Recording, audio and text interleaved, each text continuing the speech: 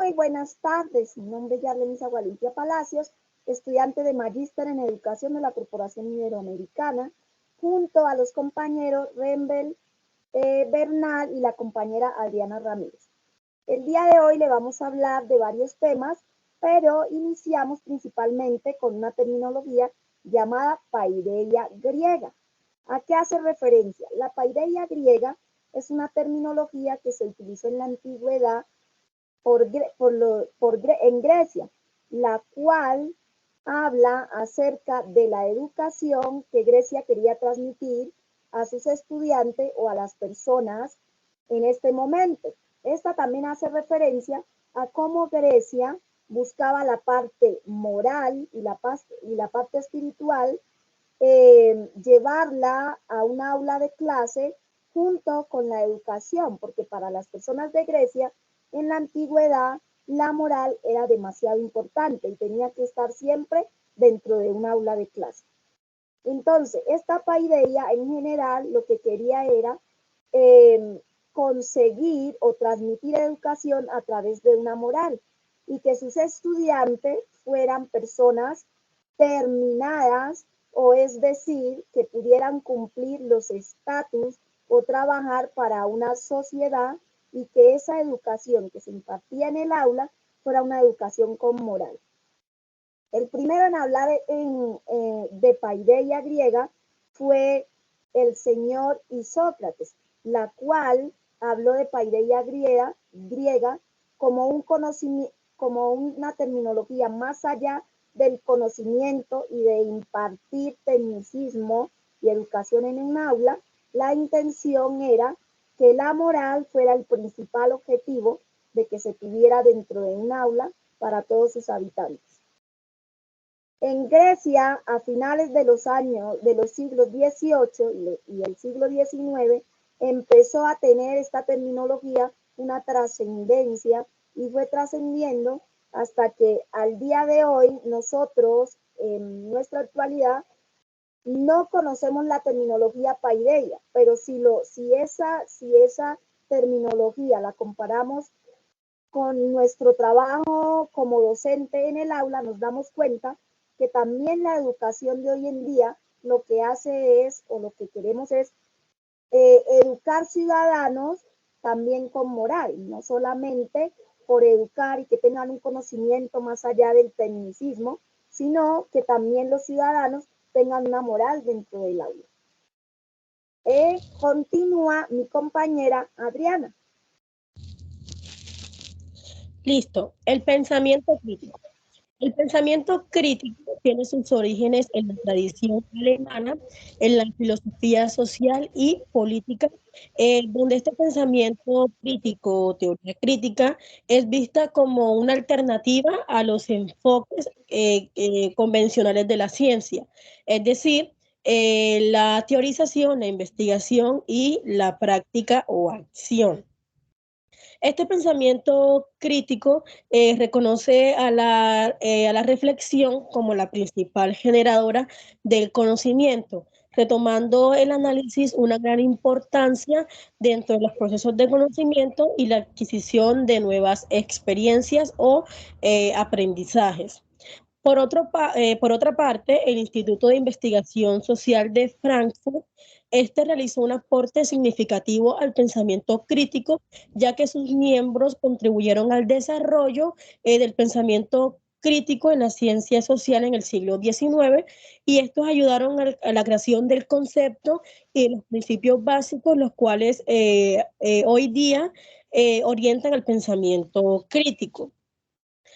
Por otra parte, la paideia Christi, esta tiene sus orígenes en la época de la Edad Media, donde surgieron en ese momento las universidades, en lo cual se reconoce a la pedagogía como una manera de solventar los daños del pecado original, y a la sabiduría como aquella forma de trascender.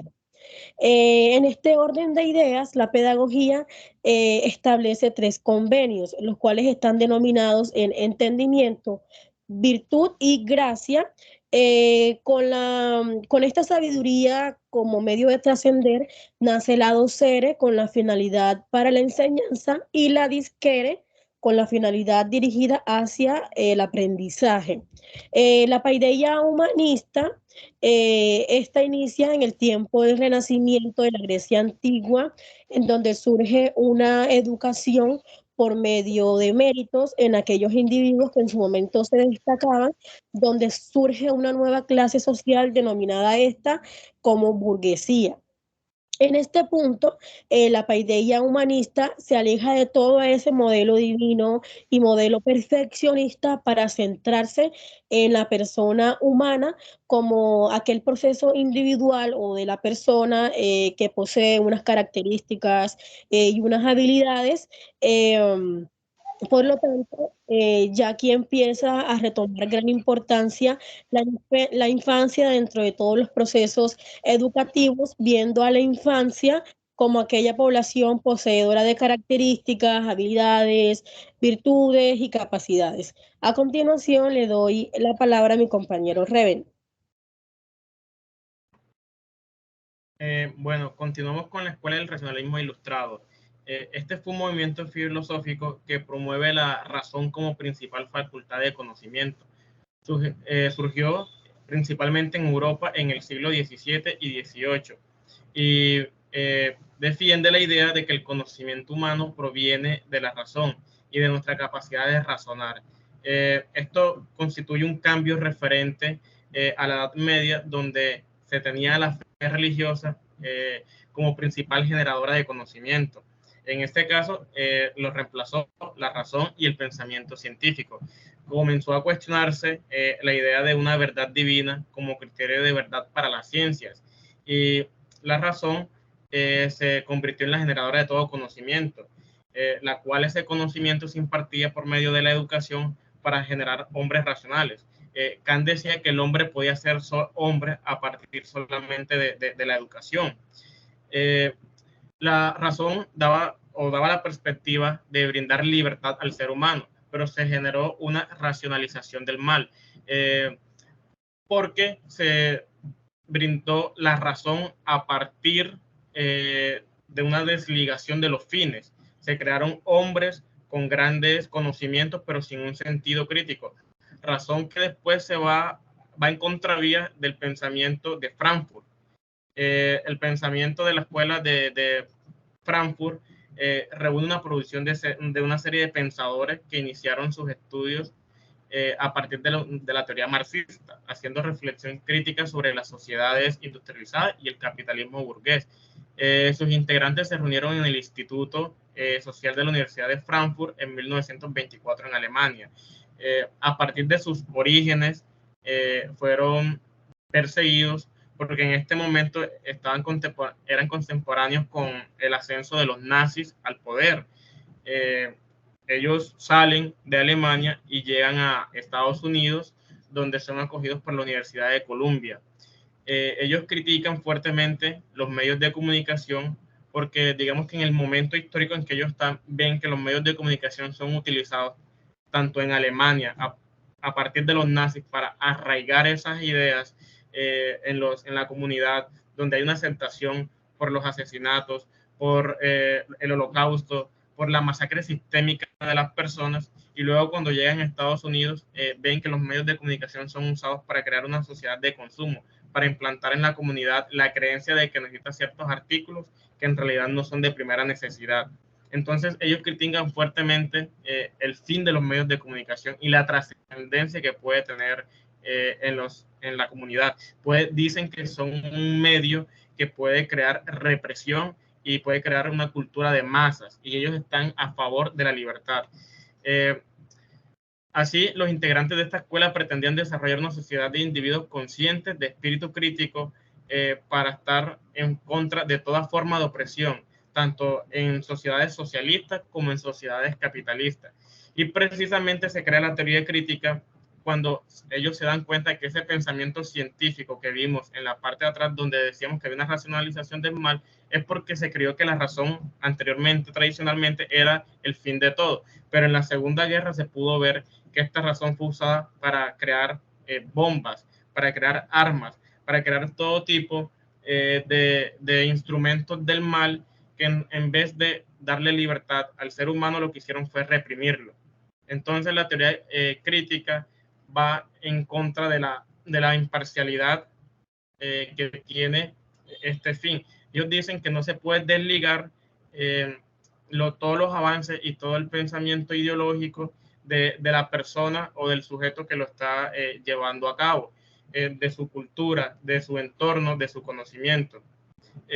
También dicen que no hay una separación entre la realidad y el sujeto. La ciencia y el conocimiento evolucionan siguiendo los cambios sociales.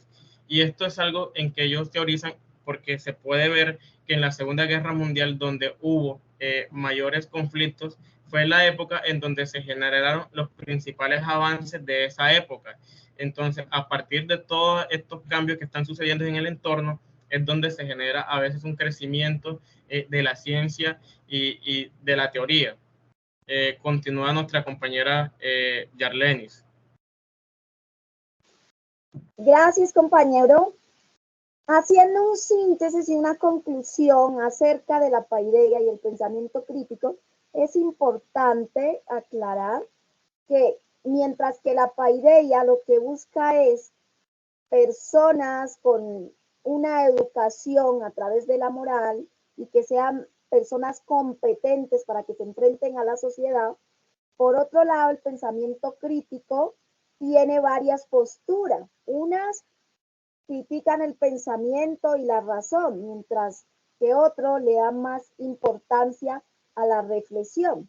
Entonces, si comparamos el pensamiento crítico con la paideia y lo traemos a la actualidad en la educación y cómo está evolucionado, podemos ver que dentro de un aula los docentes miran cómo pueden impartir la educación de manera que los estudiantes también tengan un pensamiento crítico hoy en día.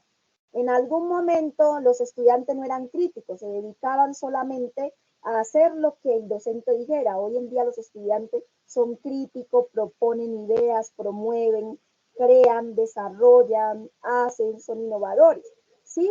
Por otro lado, pues la paideia lo que buscaba era personas y estudiantes competentes. Y hoy en día vemos que con la evolución de la educación y de las tecnologías y del pensamiento, pues también se busca que las personas como los estudiantes, pues también sean innovadores, sean críticos y puedan aportar a la educación, pero que también haya un ser acabado, lleno de morales, espiritual y con todo este contexto del pensamiento y de la razón.